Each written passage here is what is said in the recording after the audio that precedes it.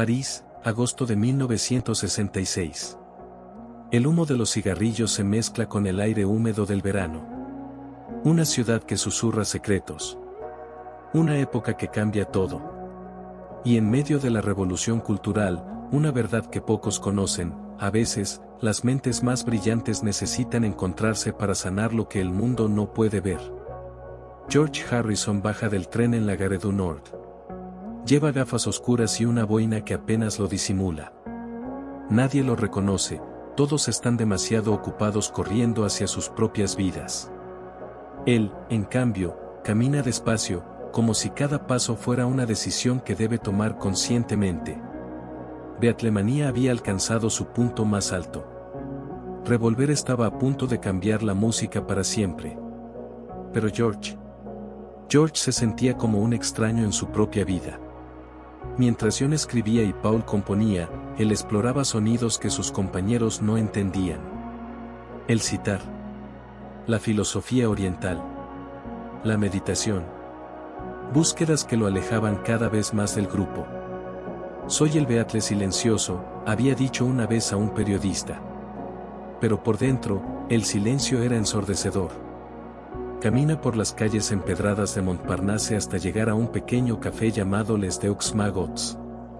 En una mesa del fondo, un hombre mayor lee un periódico en alemán. Cabello canoso, pipa en la mano, presencia imponente aunque discreta. No levanta la vista cuando George se acerca, pero dice en inglés perfecto: «Siéntese, señor Harrison. He pedido café para los dos». George se sienta sin sorpresa. Sabía que este encuentro era diferente. Que Carl June no era como los otros doctores que había consultado en Londres. Este hombre había estudiado los rincones más oscuros de la mente humana. Había trabajado con Freud. Había desarrollado teorías que desafiaban todo lo que se creía sobre la psique. «Doctor June», dice George, quitándose las gafas. «No sé si debería estar aquí». June lo mira por primera vez. Sus ojos son profundos, calculadores, pero extrañamente bondadosos. «Nadie sabe si debería estar en algún lugar, George. Pero aquí está. Eso debe significar algo». El café llega. June enciende su pipa. El humo crea una cortina entre ellos y el resto del mundo. George siente que puede hablar. «Doctor, tengo 23 años y siento como si hubiera vivido 100 vidas. Tengo fama, dinero, fans que gritan mi nombre. Pero cuando me despierto cada mañana, lo único que siento es vacío. Como si fuera un actor interpretando un papel que ya no entiendo». June asiente lentamente. ¿Cuándo fue la última vez que se sintió real? George piensa. La pregunta es más difícil de lo que parece. Creo que, cuando tenía 14 años y toqué mi primera canción en la guitarra de mi padre. Era solo yo, la música y el silencio de mi habitación. Sin público. Sin expectativas. Solo, verdad. Y ahora no hay silencio, observa June. Ahora hay ruido constante. Fans, prensa, estudios de grabación, giras. Y por dentro también hay ruido. Pensamientos que no paran. Preguntas que no tienen respuesta. Siento como si estuviera perdiendo contacto conmigo mismo. June apaga su pipa y se inclina hacia adelante. «George, permíteme contarle algo. He trabajado con muchas personas famosas. Actores, escritores, políticos. Y todos tienen el mismo problema, han construido una persona pública tan sólida que ya no pueden encontrar a la persona privada. ¿Es eso lo que me está pasando? Usted me dice, ¿quién es George Harrison cuando no hay cámaras? ¿Cuando no tiene una guitarra en las manos? ¿Cuándo no es un Beatle?» La pregunta golpea como un puñetazo. George se queda en silencio durante varios minutos. June no lo apura. Ha aprendido que las respuestas importantes necesitan tiempo para formarse. «No lo sé», admite finalmente George. «Creo que he estado siendo el Beatle callado durante tanto tiempo que olvidé quién era antes de serlo». ¿Y eso lo asusta? Me aterroriza. June sonríe levemente. Es una sonrisa comprensiva, no condescendiente. El miedo es el comienzo de la sabiduría, George. Solo los valientes se atreven a mirarse realmente. Las siguientes 2 horas transcurren como minutos. June le habla sobre el inconsciente colectivo, sobre los arquetipos, sobre la necesidad humana de individuarse. Le explica que la crisis que está viviendo no es una enfermedad, sino un proceso natural de crecimiento. Cada persona, dice June, debe enfrentar lo que yo llamo la noche oscura del alma. Es ese momento en que todo lo que creíamos saber sobre nosotros mismos se desmorona. Es doloroso, pero es necesario. Porque solo cuando destruimos las máscaras falsas podemos construir una identidad auténtica. George escucha con una intensidad que hace tiempo no sentía. Por primera vez en meses, las preguntas en su mente empiezan a ordenarse. Doctor, ¿cómo hago para encontrar mi verdadero yo en medio de toda esta locura? June saca una pequeña libreta de su bolsillo. Escribe algo y se la entrega. Esto no es una receta médica, George. Es una tarea. George lee, pase 1 hora cada día en completo silencio. Sin música, sin libros, sin compañía. Solo usted y sus pensamientos. Escriba lo que aparezca. No lo juzgue, solo obsérvelo. ¿Eso es todo? El silencio es el lenguaje del alma, George. Su mente ha estado tan ocupada respondiendo a las demandas externas que ha perdido contacto con su voz interior. Necesita volver a escucharla. Se separan esa tarde con la promesa de encontrarse de nuevo en 1 mes. George regresa a Londres, pero algo ha cambiado. Por primera vez en años, siente curiosidad por sí mismo en lugar de frustración. Comienza a seguir el consejo de June. Cada mañana, antes de que el mundo despierte, se sienta en su jardín y simplemente, existe. Los primeros días son tortuosos. Su mente salta de pensamiento en pensamiento como un mono inquieto. Pero gradualmente, el ruido interno comienza a calmarse. Escribe. Páginas y páginas de pensamientos fragmentados, miedos, deseos, memorias de la infancia. Lee sobre filosofías orientales. Experimenta con la meditación. Y lentamente, muy lentamente, comienza a reconocerse. Si has llegado hasta acá y la historia te está resonando, dale like al video y cuéntanos en los comentarios qué opinas sobre la búsqueda de la identidad auténtica. El segundo encuentro es en septiembre. George llega a París transformado. Su presencia es diferente, más centrada, menos ansiosa. June lo nota inmediatamente. Cuénteme, dice simplemente. Doctor, creo que entiendo lo que me decía sobre las máscaras. He estado viviendo como George Harrison, el Beatle, durante tanto tiempo que olvidé que esa es solo una parte de quien soy. Una parte importante, sí, pero no toda mi identidad. June escucha mientras George le cuenta sobre sus sesiones de silencio, sobre las revelaciones que han surgido, sobre la música nueva que ha comenzado a escribir. Música que nace de un lugar más profundo, más auténtico. He estado explorando la música india, continúa George. No porque esté de moda o porque quiera ser diferente, sino porque algo en ella conecta con algo real en mí. Con una parte que había estado dormida. ¿Y cómo responden sus compañeros de banda? George sonríe con una mezcla de tristeza y aceptación. No lo entienden. Paul piensa que es una fase. John lo encuentra pretencioso. Pero por primera vez, eso no me importa tanto. Porque sé que es verdad para mí. June asiente. Ha comenzado el proceso de individuación, George. Ya no necesita la aprobación externa para validar sus elecciones internas. Pero es solitario, admite George. Cuando empiezas a ser auténtico, te das cuenta de que mucha gente te conocía solo por tu máscara. Cuando te la quitas, algunos se alejan. Sí, dice June. Pero los que se quedan, los que te conocen realmente, esas relaciones son infinitamente más profundas y satisfactorias. Hablan durante horas sobre la creatividad auténtica, sobre cómo el arte verdadero surge cuando dejamos de tratar de complacer y empezamos a expresar. Jun le cuenta sobre sus propias luchas creativas, sobre los años en que tuvo que elegir entre la aceptación de sus colegas y su verdad interior.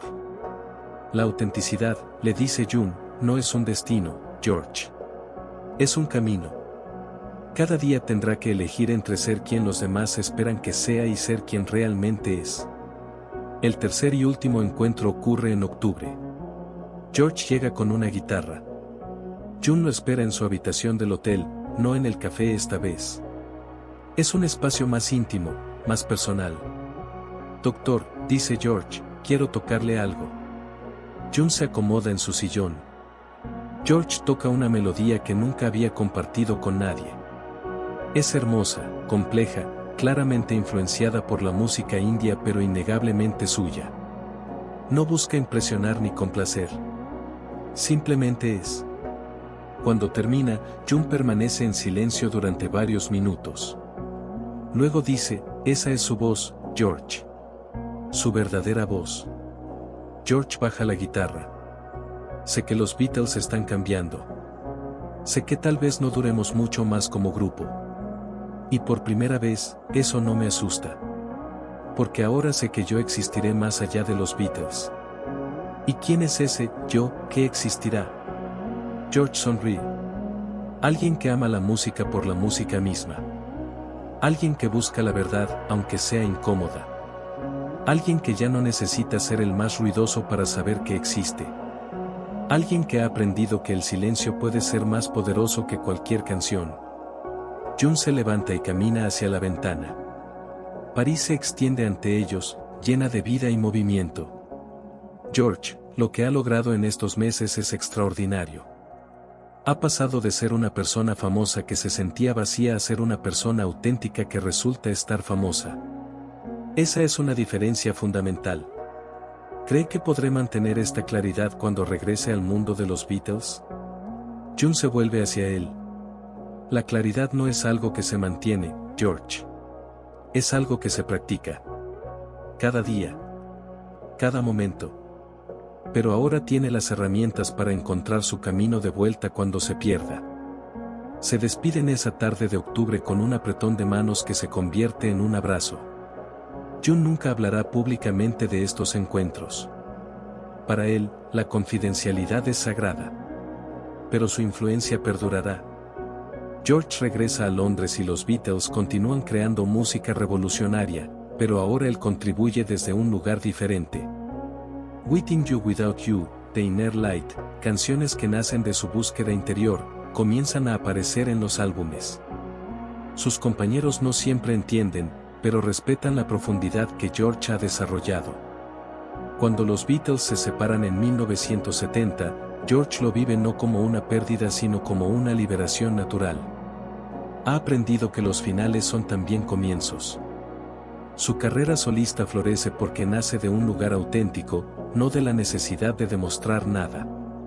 Años después, en entrevistas, George hablará sobre la importancia de conocerse a uno mismo antes de que otros te definan. Nunca mencionará específicamente los encuentros con Jun, pero la sabiduría que adquirió en esas tardes parisinas se filtra en sus palabras. La felicidad real, dirá en una entrevista de 1974, no viene de ser famoso o exitoso. Viene de estar en paz contigo mismo. De saber quién eres cuando nadie está mirando. Porque en ese verano de 1966, un joven músico perdido en su propia fama se encontró con un anciano sabio que le enseñó la lección más valiosa de todas. Que la música más hermosa que podemos crear es la sinfonía de una vida auténtica. Una vida donde no fingimos ser perfectos, sino completos. Donde no buscamos ser los más admirados, sino los más reales. Si llegaste hasta acá y querés seguir explorando estos temas profundos de la mente humana, suscríbete al canal. ¿Alguna vez te preguntaste por qué los actores más exitosos de Hollywood hablan en entrevistas de sus demonios internos o por qué tantas estrellas terminan en rehabilitación justo cuando están en la cima de su carrera? La respuesta podría estar en algo que Carl Jung llamó la sombra, un concepto que ha obsesionado a psicólogos, artistas y cineastas durante décadas. Imagínate por un momento que tenés que interpretar a un asesino serial convincente durante 6 meses de filmación. Que tenés que acceder a partes oscuras de tu mente que normalmente mantenés bloqueadas. Que tenés que sentir realmente la ira, el odio, la violencia para que la cámara capte esa verdad. ¿Qué pasa con esa parte de vos cuando las cámaras se apagan? Para entender esto, necesitamos hablar de un psiquiatra suizo que revolucionó nuestra comprensión de la mente humana. Carl Gustav Jung no era un académico común. Venía de una familia envuelta en misterios, su abuelo había sido gran maestre de la masonería suiza, y siempre circularon rumores de que era descendiente del famoso escritor Goethe. Jung creció rodeado de sesiones espiritistas, símbolos esotéricos y una fascinación por lo oculto que marcaría toda su obra. A principios del siglo XX, Jung trabajaba como el brazo derecho de Sigmund Freud, pero pronto se dio cuenta de que su mentor estaba obsesionado con explicar todo a través de impulsos sexuales reprimidos. Jung veía algo más profundo, más universal. No se trataba solo de traumas personales o experiencias individuales. Había patrones que se repetían en todas las culturas, en todos los tiempos, como si la humanidad compartiera un mismo inconsciente colectivo. Fue entonces cuando Jung desarrolló su teoría de los arquetipos, esos moldes universales que aparecen una y otra vez en nuestros mitos, religiones y sueños. El héroe que salva al mundo, la madre protectora, el sabio mentor, el embaucador que rompe las reglas. Pero entre todos estos arquetipos, Jung identificó uno particularmente perturbador, la sombra. La sombra es todo lo que negamos de nosotros mismos. Todo lo que consideramos inaceptable, vergonzoso o peligroso. No es solo maldad pura, es mucho más complejo que eso. Es nuestra envidia reprimida, nuestra ira contenida, nuestros deseos prohibidos, nuestros miedos más profundos.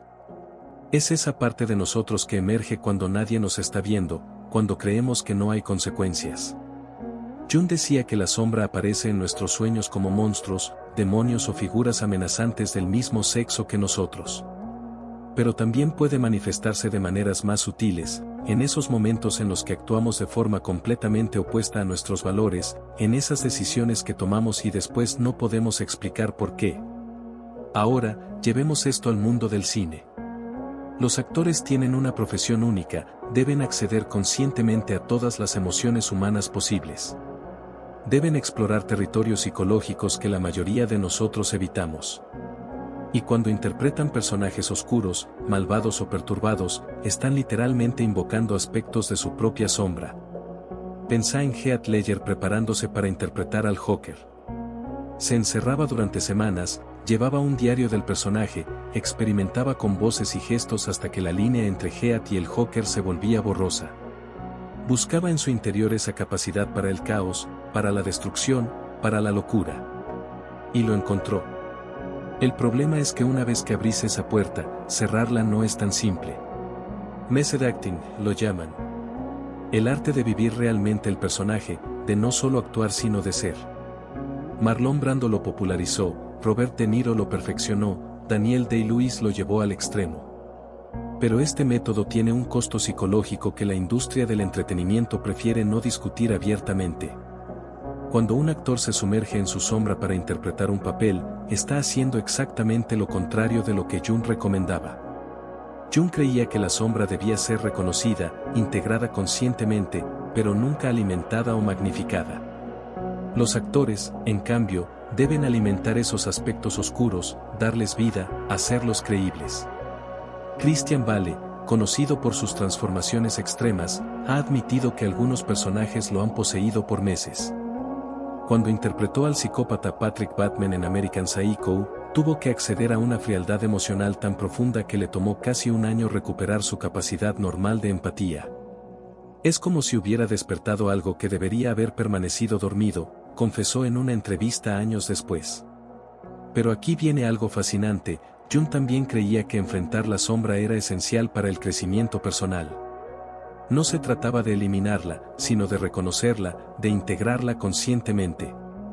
Los actores que logran hacer esto exitosamente no solo se convierten en mejores intérpretes, sino que también desarrollan una comprensión más profunda de la condición humana.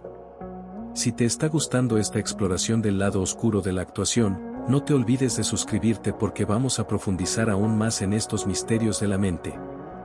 El problema surge cuando los actores no logran procesar adecuadamente esta experiencia. Cuando la sombra se activa pero no se integra conscientemente, puede manifestarse de maneras destructivas. Adicciones, comportamientos autodestructivos, relaciones tóxicas, episodios psicóticos. La lista de estrellas de Hollywood que han sufrido crisis mentales después de papeles particularmente oscuros es sorprendentemente larga. Joaquín Phoenix, después de interpretar a Johnny Cash y antes de su famoso retiro del cine para convertirse en rapper, describía sentir como si hubiera múltiples personas viviendo dentro de su cabeza. Winona Ryder, tras una serie de papeles psicológicamente demandantes a finales de los 90, atravesó una crisis que la llevó a comportamientos compulsivos y problemas legales que casi destruyen su carrera. Jung tenía una explicación para esto. Cuando alimentamos aspectos de la sombra sin integrarlos conscientemente, estos pueden comenzar a vivir su propia vida autónoma dentro de nuestra psique. Es lo que él llamaba posesión arquetipal. El individuo deja de controlar estos aspectos y, en cambio, es controlado por ellos. Pero también hay casos de actores que han logrado navegar exitosamente estos territorios peligrosos. Anthony Hopkins, quien interpretó al Dr. Aníbal Lecter, desarrolló rituales específicos para dejar ir al personaje al final de cada día de filmación.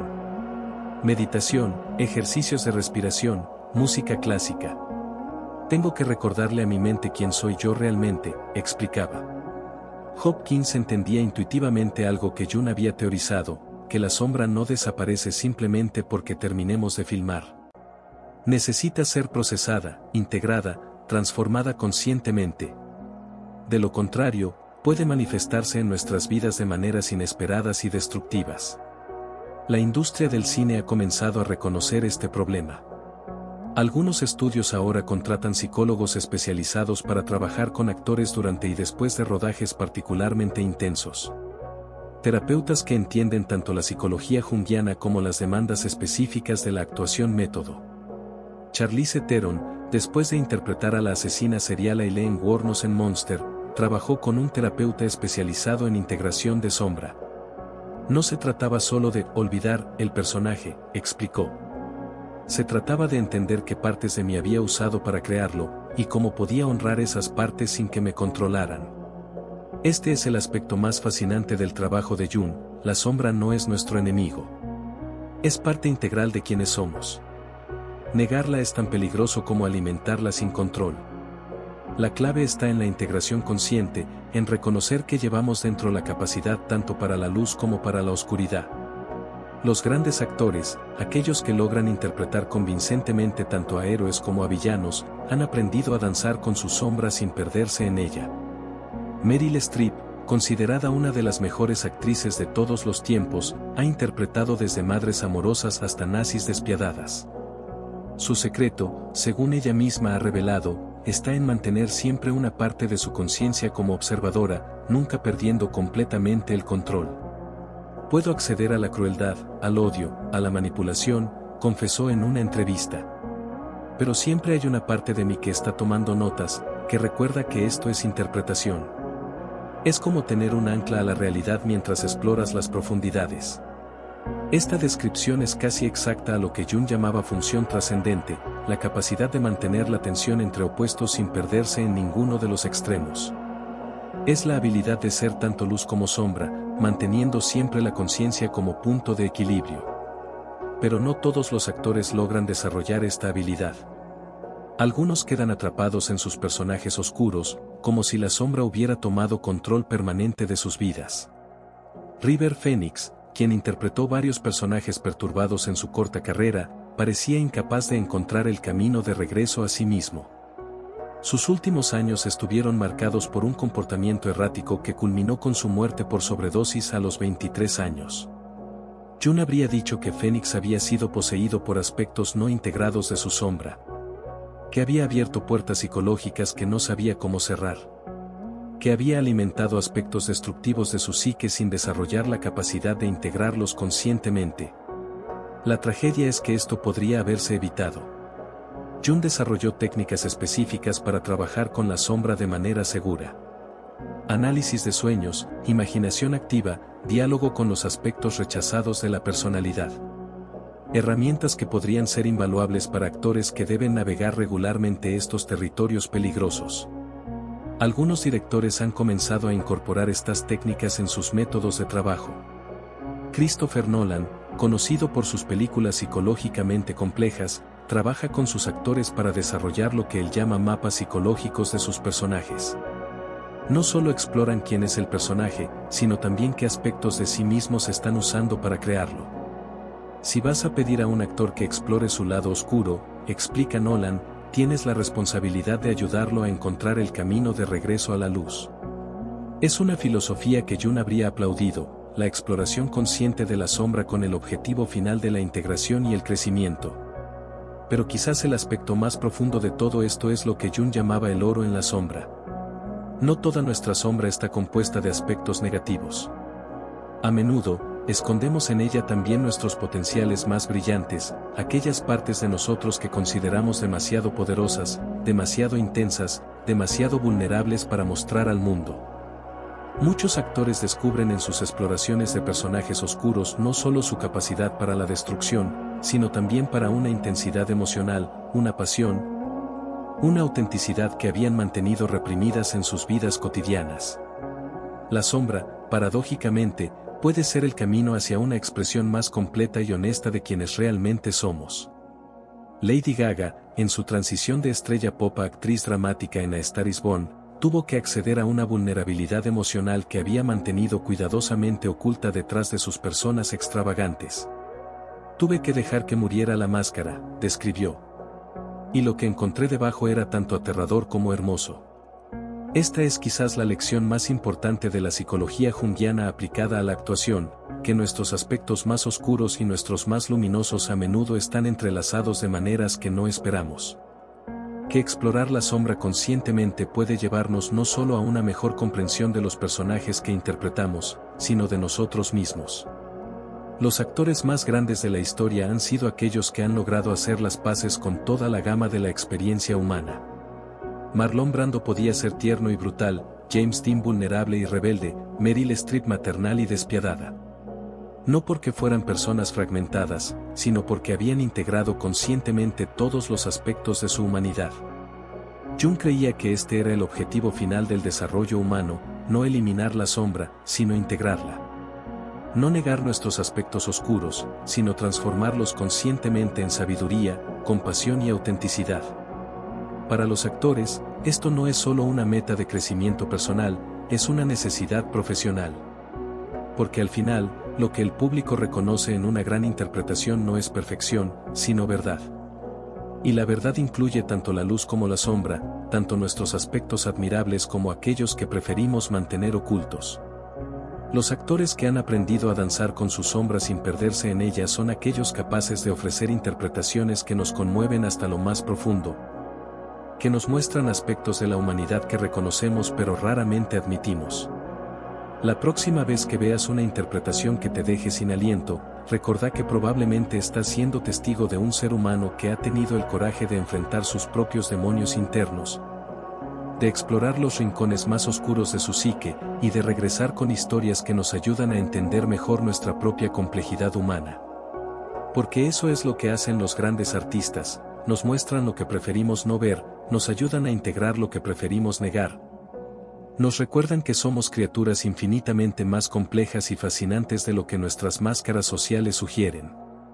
Si llegaste hasta acá y querés seguir explorando los misterios de la mente humana, suscríbete al canal y contanos en los comentarios qué interpretación cinematográfica te ha impactado más profundamente.